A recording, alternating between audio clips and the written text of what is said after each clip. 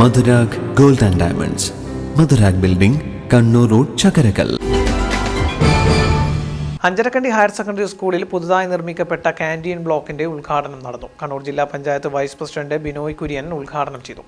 വയനാട് ദുരിതാശ്വാസ നിധിയിലേക്ക് school management നൽകിയ 1 ലക്ഷം രൂപയും പരിപാടിയിൽ വെച്ച് കൈമാറി.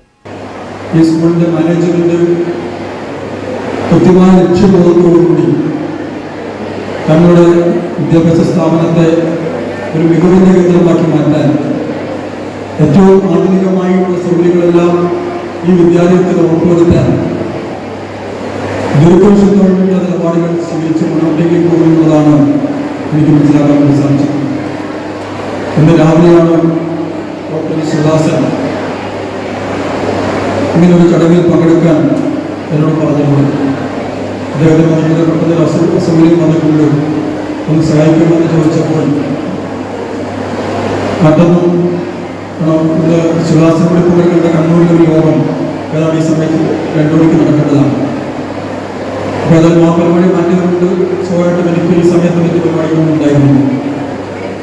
അതുകൊണ്ടാണ് ഈ ഒരു ചടങ്ങിലേക്ക് വരാൻ വേണ്ടി സാധിച്ചിട്ടുള്ളത്. അപ്പോൾ തീർച്ചയായിട്ടും അഞ്ചരക്കണ്ടി ഹയർ സെക്കൻഡറി സ്കൂളിൽ കേട്ടപ്പോൾ എനിക്ക് സന്തോഷം തോന്നിയിരുന്നു.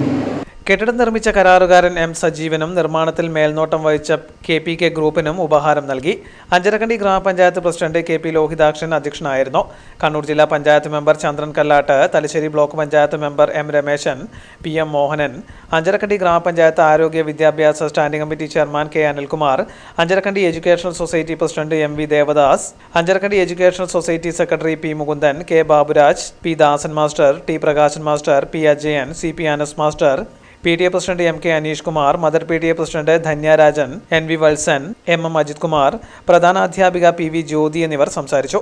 പ്രിൻസിപ്പൽ OM ലീന നന്ദി പറഞ്ഞു.